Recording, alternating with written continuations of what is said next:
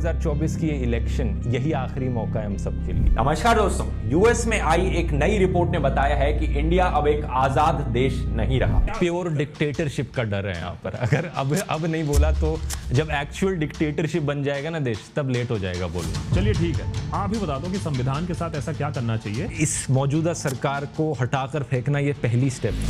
Answer to my question, is Narendra Modi a dictator? Was, of course he's a dictator. Yes, a return to power of this present government with this kind of a narrative, with this kind of a track record, it would spell disaster. नमस्कार साथियों, आप सभी लोगों का बहुत बहुत स्वागत है आपके अपने चैनल डिटॉक्स विद संदीप के ऊपर। दोस्तों, क्या भारत के प्रधानमंत्री नरेंद्र मोदी एक डिक्टेटर और एक तानाशाह व्यक्ति हैं? तो क्या दोस्तों इन बातों में कुछ वास्तविकता है या एक एजेंडे के तहत इन बातों को पुश किया जा रहा है? इसके पीछे क्या तथ्य है, क्यों किया जा रहा है? इन सारे मुद्दों को दोस्तों आज हम चर्चा करने का प्रयास करेंगे। बात जरा सर ये है दोस्तों कि 2024 के इलेक्शन की बात नहीं, चाहे 2019 के इलेक्शन की बात हो, चाहे 2014 के इलेक्शन की बात हो, हमने हर बार देखा है कि चुनाव से पहले इस मूड को सेट किया जाता है कि नरेंद्र मोदी एक डिक्टेटर है, मुसलमान खतरे में आ जाएंगे। डिक्टेटर जी हमारी मांगे सुन लीजिए, आपकी हालत खराब कर देगा। जब उसे ही डिक्टेटर कहलाना पसंद नहीं होगा तो आप उसे डिक्टेटर क्यों बनाना चाहते हैं? लोकतंत्र की भाषा लोकतंत्र की होनी चाहिए। ये सीना इतने इंच का, उतने किलोमीटर का, ये सम्राट वो सम्राट।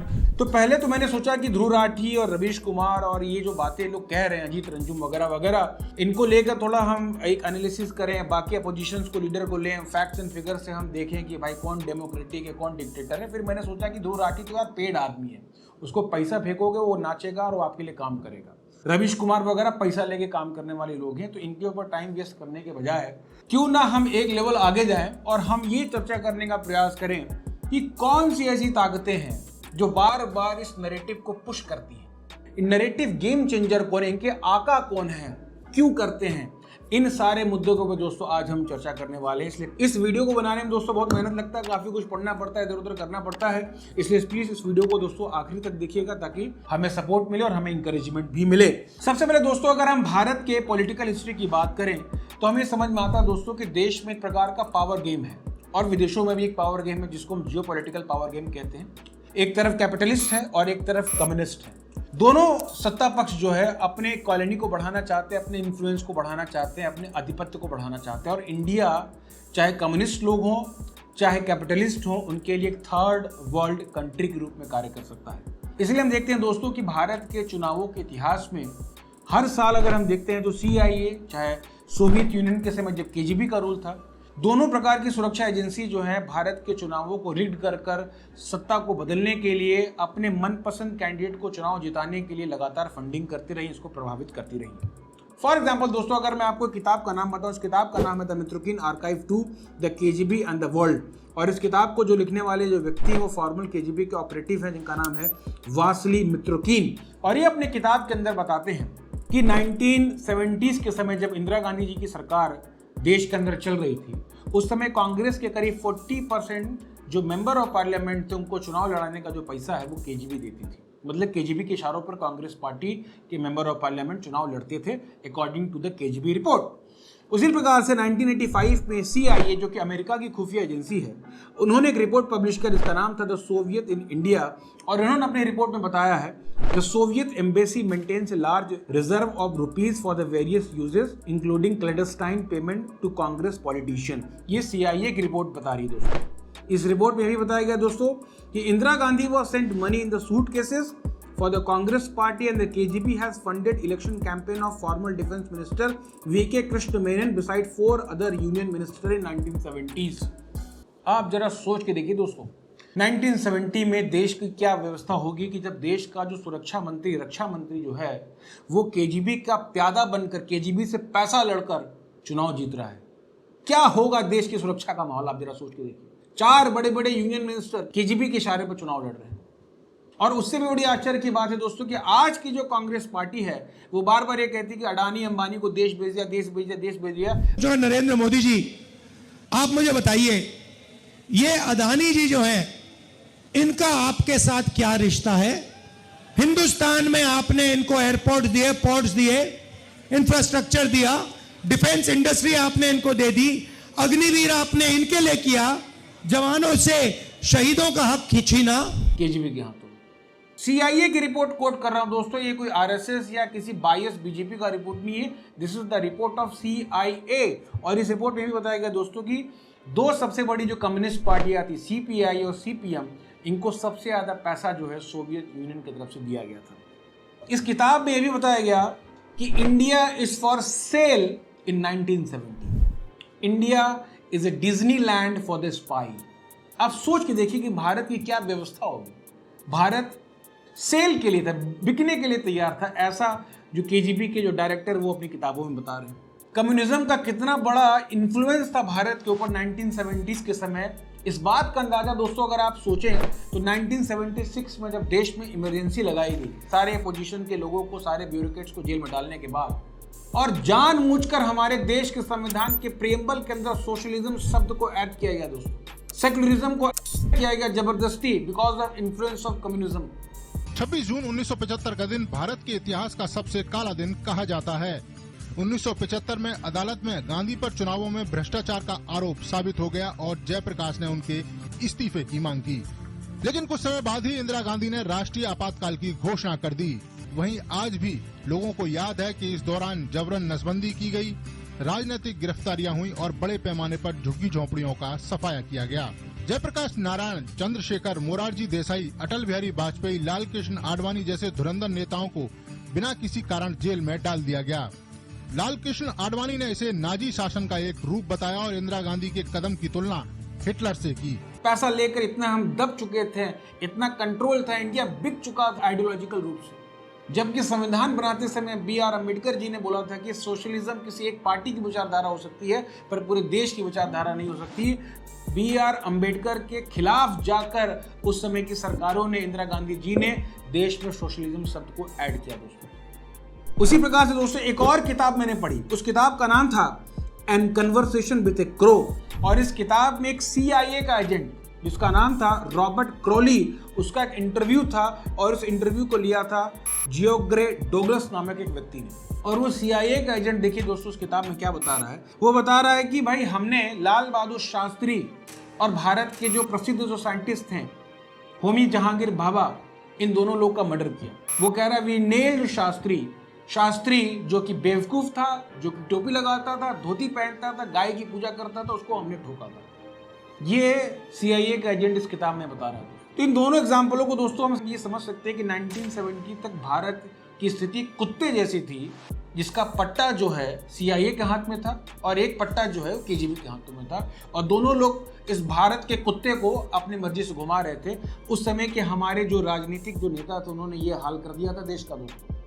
हमारे प्राइम मिनिस्टर को ठोक दिया, आज तक पता नहीं चला लाल बहादुर शास्त्री कैसे मरे, होमी जहांगीर बाबा कैसे मरे, उनका फ्लाइट कैसे क्रैश हो गया, आज तक लोगों को नहीं पता चला। ये बड़ी शर्म की बात है दोस्तों। आज भारत किसी के कुत्ते के रूप में नहीं है, कोई पपेट नहीं है, उसके पास कॉन्फिडेंस है, वो अपने विचारों के लिए, अपनी पॉलिसी के लिए, अपने लोगों के लिए कॉन्फिडेंट है, स्टैंड लेता है दोस्तों। फॉर एग्जाम्पल दोस्तों हमने देखा कि रशिया यूक्रेन के समय वॉर चल रहा था, रशिया के ऊपर अनेक प्रकार के सैंक्शन लगे हुए थे, फिर भी हमने रशिया से तेल खरीदा। अमेरिका ने और पूरे वेस्ट ने हमसे पूछा कि भाई आप ये क्यों कर रहे हैं, तो हमने उनको बड़ा कॉन्फिडेंटली आंसर दिया कि भाई वेस्ट के इशू पूरी दुनिया के इशू नहीं हो सकते, हमारी अलग पॉलिसीज है, हमारे अपने लोग हैं, हम अपने लोगों के साथ ही चलेंगे। Opposition has been in putting the interests of the Indian public first. I plead guilty to it. Yes, I put the interests of the Indian public first. It is my duty. Iran के ऊपर अनेक प्रकार के sanction लगे हुए हैं, America ने उसके ऊपर अनेक प्रकार के सैंक्शन लगाए हुए हैं, फिर भी दोस्तों हमने जाकर ईरान के साथ एक डील बनाई है और ईरान के चाबहार पोर्ट का ऑपरेशन की जिम्मेदारी हमने उठाई है। On the Chabahar agreement, my understanding is my cabinet colleague Sarbananda Sonowal ji is today going to Iran, and it is expected that we would see the long-term agreement. उसी प्रकार से दोस्तों हमने ये भी देखा कि US चाहे कनाडा, इन सभी लोगों ने बार बार जो है खालिस्तान के मुद्दे पर भारत को घेरने का प्रयास किया, भारत के ऊपर अनेक प्रकार का आरोप लगाया कि पन्नू को, निज्जर को भारत के सरकार ने, भारत के एजेंट ने आकर उनको मारने का प्रयास किया, भारत को इंटरनेशनली ब्लेम करने का प्रयास किया, but India doesn't bend down. India ने उनसे बोला कि भाई अगर हमने ऐसा किया तो सबूत दिखाइए, ऐसी थोड़ी बात है कि अमेरिका ने बोल दिया तो हम मान लेंगे। तो टुडेज इंडिया पॉइंट ये दोस्तों कि 1970 के इंडिया के तरीके से आज का इंडिया नहीं है। India is taking stand. अभी अरविंद केजरीवाल जी का अरेस्ट हुआ तो जर्मनी ने और अमेरिका ने बोला कि हमें बहुत चिंता है, भारत में लोकतंत्र खतरे में है। भारत के फॉरेन मिनिस्ट्री ने तुरंत उनके एम्बेसडर को बुलाया, उनको समन किया। Now, India has hit back at these comments. It has taken, quote unquote, strong objection to America's meddling. Again, let me quote. States are expected to be respectful of the sovereignty and internal affairs of others. It could otherwise end up setting unhealthy precedents. India's legal processes are based on an independent judiciary which is committed to objective and timely outcomes. तो ये आज का जो भारत है दोस्तों, इसके तेवर America को और यूरोप को और वेस्टर्न फोर्सेस को पसंद नहीं आ रहा। वो वही 1970 का एक वैसा इंडिया चाहते जो उनके जूते की नोक पर रहे और उनके इशारों पर नाचे, जो कि आज का इंडिया कर नहीं रहा है। तो ये एक बहुत बड़ा रीजन है दोस्तों। एक नैरेटिव सेट किया जा रहा है, एक कोशिश की जा रही है वेस्टर्न फोर्सेस के द्वारा से कि भारत में जो रिजीम है, जो तत्कालीन जो सरकार है, इसको बदनाम किया जाए, इंटरनेशनल लेवल पे बदनाम किया जाए, देश के अंदर बदनाम किया जाए और इस रिजीम को किसी तरीके से बदल दिया जाए। लोगों के मन में अनेक प्रकार के डाउट्स डाल दिए जाएं, इतने कॉन्फ्लिक्ट डाल दिए जाएं, देश में गृह युद्ध करा दिया जाए, लोगों में इतने बंटवारा कर दिया जाए आपस में कि ये जो सरकार है वो किसी तरीके से डिमोलिश हो जाए। वो वेस्टर्न फोर्सेस, वो अमेरिका, CIA, यूरोप, ये सभी लोग इस प्रकार की चीज़ों को करने का पूरा लगभग प्रयास कर रहे हैं। इसलिए दोस्तों, चाहे हम न्यूयॉर्क टाइम्स का आर्टिकल को देखें, चाहे ब्लूमबर्ग के आर्टिकल को देखें, चाहे द गार्जियन का आर्टिकल को देखें, BBC का आर्टिकल को देखें, अल जजीरा के आर्टिकल को देखें, इन सारे आर्टिकल्स में दोस्तों आपको एक माहौल बनाने की कोशिश दिखेगी दोस्तों, जबरदस्ती का माहौल बनाने की कोशिश की जाएगी कि भारत में मुसलमान खतरे में है। जबकि देखा जाए, अभी आंकड़े आए हैं दोस्तों, उसके ऊपर अगला वीडियो में बनाऊंगा, भारत में मुसलमानों की आबादी सबसे ज़्यादा बढ़ रही है, फिर भी ये नैरेटिव बनाया जाता है कि भारत में मुसलमान खतरे में है। दूसरा है नैरेटिव बनाया जाता है कि भारत में भाई कास्ट के नाम पे बहुत भेदभाव चल रहा है, ब्राह्मणवाद चल रहा है, जातियों में बटी हुई बहुत शोषण हो रहा है। तीसरा है नैरेटिव बनाया जाता है कि भाई मोदी डिक्टेटर है और देश तानाशाही की तरफ जा रहा है और आगे कभी चुनाव होंगे ही नहीं।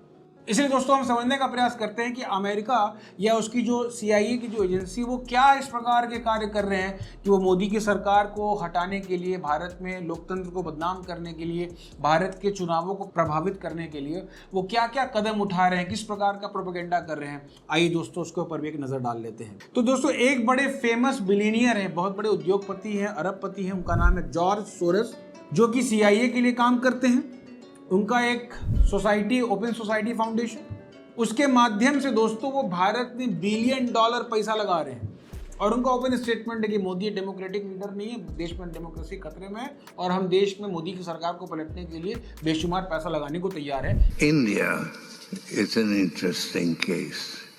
It's a democracy, but its leader Narendra Modi is no Democrat. Can Modi's stranglehold on India's federal government and open the door to push for much needed institutional reforms. I may be naive, but I expect a democratic revival in India. उसी प्रकार से दोस्तों अगर हम बात करें तो US में एक एजेंसी है जिसका नाम है नेशनल इंडोर्समेंट फॉर डेमोक्रेसी, जो कि CIA के द्वारा 1983 में बनाया गया था। इसका पर्पस था to advance democracy world wide, but वास्तविकता में इसका जो एक्चुअल पर्पस था कि CIA इसको इसलिए बनाना चाहती थी to create divisions and confrontation in any other country. Democracy के नाम पे किसी देश के अंदर जाइए और उसके अंदर भड़काइए और देश को बांटिए और अपना सत्ता जमाइए, ये इसका ओरिजिनल पर्पस था। एक्सटर्नल मिनिस्ट्री ऑफ चाइना ने इसके ऊपर एक्सपोज करते हुए एक आर्टिकल पब्लिश किया है अपनी ऑफिशियल वेबसाइट के ऊपर, and I am quoting the statement of external ministry of China. उन्होंने कहा है, the United state has a long used democracy as a tool and a weapon to undermine democracy in the name of democracy, to incite division and confrontation, and to meddle in other countries' internal affairs, causing catastrophic consequences. This is the statement of Ministry of External Affairs in China. तो ये जो national endorsement for democracy है वो भारत में एक aggressive campaign चला रही है देश के चुनावों को प्रभावित करने के लिए और देश के चुनावों को बदलने के लिए। एक और संस्था जिसका नाम है अमेरिकन सॉलिडारिटी सेंटर, जो कि USA के अंदर काम करती है, इसको CIA के द्वारा फंड किया जाता है और इन्होंने अनेक प्रकार के कोलिएशंस बनाए हुए हैं। उनका एक जो कोलिएशन है वो सिख कोलिएशन है। सिख कोलिएशन के माध्यम से दोस्तों वो देश के अंदर, भारत के अंदर खालिस्तान के मूवमेंट को सपोर्ट करते हैं, ताकि भारत जो है वो इंटरनल सिक्योरिटी इन्हीं सब लफड़ों में फंसा रहे, खालिस्तान का मुद्दा, इन्हीं सब मुद्दों में लोग उलझे रहे। और ये ओपनली गुरवंत सिंह पन्नू जो कि खालिस्तानी है उसको सपोर्ट करते हैं। US defending a declared proclaimed offender and a terrorist from India, Gurpatwant Singh Pannu, living in New York in the United States of America. Why is America protecting Gurpatwant Singh Pannu, a terrorist in India? India के जो raw है या इसके जो security forces हैं वो बार बार अपने members को भेजकर गुरवंत सिंह पन्नू को, कनाडा में बैठे निज्जर को, इनको जान से मारना चाहते हैं। इंटरनेशनल लेवल पर भारत का डिफेम करना चाहते हैं, भारत के ऊपर एक जियोपॉलिटिकल प्रेशर बनाने का प्रयास कर रहे हैं। और ये सारी चीजें की जा रही है दोस्तों ताकि जो करंट सरकार है भारत की उसको डिफेम किया जा सके। उसी प्रकार से भारत के अंदर CIA ने एक प्रकार का अपना एक सेंटर बनाया हुआ है और उस सेंटर का नाम है कम्युनिटी अगेंस्ट हेट कैंपेन, जो कि इस साल के जनवरी से एक्टिव है दोस्तों। सोचिए CIA वाले कितना पैसा लगा रहे हैं, कितना दिमाग लगा रहे हैं। जनवरी में जब राम मंदिर बना तो दोस्तों देश में ग्राम्य माहौल हुआ था। 500 साल की जो गुलामी की जो मानसिकता थी उससे लोग काफ़ी ज़्यादा जागृत होने लगे थे। इसलिए दोस्तों CIA ने इस समय एक कम्युनिटी अगेंस्ट हेट कैंपेन बनाया और इसका पर्पस था दोस्तों कि एक ऐसा नैरेटिव बनाए जिससे लोगों के बीच में जाकर बोल रहे हैं कि भाई राम मंदिर बन गया बट क्या फ़ायदा, इससे रोजगार थोड़ी मिल रहा है, इससे क्या फ़ायदा होगा। आप देखते होंगे कई प्रकार की वीडियोस रिलीज में लोग बोल रहे हैं कि राम मंदिर से रोजगार थोड़ी मिलेगा, राम मंदिर से क्या फ़ायदा होगा। तो ये जो नैरेटिव है दोस्तों, ये जो कम्युनिटी अगेंस्ट हेट कैंपेन, ये इस प्रकार के नैरेटिव को स्प्रेड कर रहे हैं। राम मंदिर का बनना एक सिविलाइजेशन बात, इसका जॉब से क्या मतलब, राम मंदिर की फैक्ट्री थोड़ी है। इस तरीके से कोई बोल सकता है हज जाने का क्या पता, हज जाने से कोई रोजगार मिलता है। बट जानबूझकर लोगों को कंफ्यूज करने के लिए, मैनिपुलेट करने के लिए CIA इस प्रकार के नैरेटिव को देश के अंदर फैला रही है ताकि लोगों को डिवाइड किया जा सके, उनके बीच में कंफ्यूजन किया जा सके और देश की सरकार और उसके चुनाव को प्रभावित किया जा सके। देश के अंदर काम करने के लिए ध्रुव राठी जैसे पेड वर्कर्स को, रवीश कुमार जैसे अपने जो प्यादे उनको पैसा भी देना पड़ेगा। तो CIA फंडिंग कहाँ से करेगी? तो फंडिंग करने के लिए CIA के पास 4 बहुत बड़े आर्थिक ग्रुप्स हैं दोस्तों। उनका नाम है Vanguard group, Black Rock fund advisors, Capitals group, कपमरीज, जैक्सन स्क्वायर पार्टनर्स। इन 4 बड़ी इकोनॉमिक जो एजेंसीज हैं, इनके माध्यम से दोस्तों CIA भारत के अंदर एक मैसिव तरीके से फंडिंग कर रहा है देश के चुनावों को बदलने के लिए। ध्रुव राठी वगैरह को, आकाश बनर्जी, रवीश कुमार को पैसा यहीं से मिलता है। तभी तो आप देख रहे हैं लगातार एक दिन में 3-3 वीडियोस बन रही हैं एक ही पार्टी के ऊपर। अगर हम रशिया के सरकार की बात माने तो इवन रशियन गवर्नमेंट ने ऑफिशियल स्टेटमेंट जारी किया। उन्होंने बोला कि Russia accuses US of meddling in India internal affairs. Russian foreign ministry ने बोला कि भाई अमेरिका वाले इंडिया में चुनाव बदलने का प्रयास कर रहे हैं, सावधान रहना। और उसके बाद हम देखते हैं कि 9 मई को रशिया ने स्टेटमेंट जारी किया और 10 मई को डोनाल्ड लू, जो कि अमेरिका का assistant secretary of state for the bureau of south and central Asian affair है, वो ऑफिसर जो है वो इंडिया को ट्रैवल करता है। डोनाल्ड लू जो है दोस्तों वो बहुत फेमस कहा जाता है कि वो CIA के बिहाफ पे काम करता है और किसी भी देश के अंदर सरकार को, रिजीम को बदलने का कार्य करने में बहुत माहिर आदमी है। इमरान खान की जो सरकार थी वो प्रो चाइना थी और अमेरिका नहीं चाहते थे कि प्रो चाइना सरकार पाकिस्तान में बने, इसलिए अमेरिका का जो डोनाल्ड लू है उसने पाकिस्तान में इमरान खान की सरकार को गिराया था। हमने देखा दोस्तों कि बांग्लादेश के अंदर जो शेख हसीना जी की सरकार है उसके भारत के साथ बड़े अच्छे डिप्लोमेटिक संबंध है और जो हमारे बॉर्डर डिस्प्यूट है और इंटरनल सिक्योरिटी के जो इश्यूज हैं बहुत अच्छे से सॉल्व हो रहे हैं। तो इन रिश्तों को दरार डालने के लिए डोनाल्ड लू ने ही, अभी पिछले महीने हमने देखा था कि बांग्लादेश के अंदर बाइकॉट इंडिया का जो कैंपेन है वो डोनाल्ड लू ने ही कैंपेन शुरू किया था दोस्तों। और आज हम देखते हैं दोस्तों कि 10 मई को डोनाल्ड लू भारत आता है और भारत में आने के बाद फिर से एक जो हेट कैंपेन है सरकार के अगेंस्ट फिर से इनको बढ़ा के चला जाता है। अभी दोस्तों माइक्रोसॉफ्ट ने एक डाटा पब्लिश किया था और अपने डाटा में बताया था कि किस प्रकार से चाइना भी भारत के इलेक्शंस को प्रभावित करने के लिए AI और इस प्रकार की डीप फेक वीडियोस और इस प्रकार के टेक्नोलॉजीज का इस्तेमाल कर रहा है। भारतीय जनता पार्टी की सरकार बनेगी तो एक गैर संवैधानिक SC, SP और OBC का है वो रिजर्वेशन को हम समाप्त कर देंगे, रिजर्वेशन को हम समाप्त कर देंगे। भारतीय जनता पार्टी की सरकार बनेगी तो एक गैर संवैधानिक मुस्लिम रिजर्वेशन को हम समाप्त कर देंगे। ये अधिकार तेलंगाना के एससी, एसटी और ओबीसी का है, वो अधिकार उनको मिलेगा और मुस्लिम रिजर्वेशन को हम समाप्त कर देंगे। ग्लोबल लेवल पे देखा जाए तो चाइना और अमेरिका दोनों एक दूसरे के विरोधी हैं, पर भारत के चुनावों को प्रभावित करने के लिए दोनों एक दूसरे के साथ मिलकर काम कर रहे हैं। तो कंक्लूजन अगर हम इन शॉर्ट देखें दोस्तों, तो चाहे वो वेस्टर्न फोर्सेज हो, चाहे सीआईए हो, चाहे चाइना हो, सभी लोग ये चाहते हैं कि देश में सरकार को बदल दिया जाए, चुनावों को बदल दिया जाए। तो हमें दोस्तों बहुत सावधान और सतर्क रहने की आवश्यकता है। किसी भी प्रकार की न्यूज़ को देखकर, वीडियो को देखकर बहुत ज़्यादा भावुकता में आने की आवश्यकता नहीं है, उसको सत्य मानने की आवश्यकता नहीं है, उसको डबल क्रॉस चेक करने की आवश्यकता है, वेट करने की आवश्यकता है, रिएक्ट करने की ज़रूरत नहीं है, उसको कंटेम्पलेट करके रिस्पॉन्ड करने की आवश्यकता है। किसी भी चीज़ को देखकर उसको एजम्पशन मत बनाइए कि सही है, हो सकता है कि एक प्रकार का प्रोपेगेंडा है दोस्तों। और अपने वोट की शक्ति को दोस्तों हमें पहचानने की आवश्यकता है कि हमारा एक वोट दोस्तों एक अच्छे आदमी को, एक अच्छी सरकार को जिता सकता है, जो भारत और भारत की संस्कृति के लिए अभूतपूर्व कार्य भी करेंगे, और हमारा गलत वोट दोस्तों हमारे देश और हमारी संस्कृति को गर्त में भी लेके जा सकता है। इसलिए अपने वोट की शक्ति को पहचानें और भारत की डेमोक्रेसी को मजबूत करने के लिए वोट दें, ताकि इस प्रकार की जो वेस्टर्न फोर्सेस का जो अटैक है, देश की संस्कृति को बदलने का जो अटैक है, इससे हम अपने देश को, अपने संविधान को और अपने लोगों को हम बचा सकें। उम्मीद करते हैं दोस्तों इस प्रकार के जो वीडियो है, जो रिसर्च वर्क है, आपको कुछ अच्छा लगा होगा। अगर आपको अच्छा लगा तो प्लीज़ इस वीडियो को लाइक करें, शेयर करें सभी लोगों के साथ, ताकि सबको पता चल सके कि ध्रुव राठी को पैसा कहाँ से आता है, रवीश कुमार को पैसा कहाँ से आता है। और आगे दोस्तों हम और इंटरेस्टिंग टॉपिक पर वीडियो बनाने वाले हैं, तो प्लीज़ आप हमारे साथ जुड़े रहिए। मिलते हैं आपसे अगले वीडियो में, तब तक के लिए नमस्कार।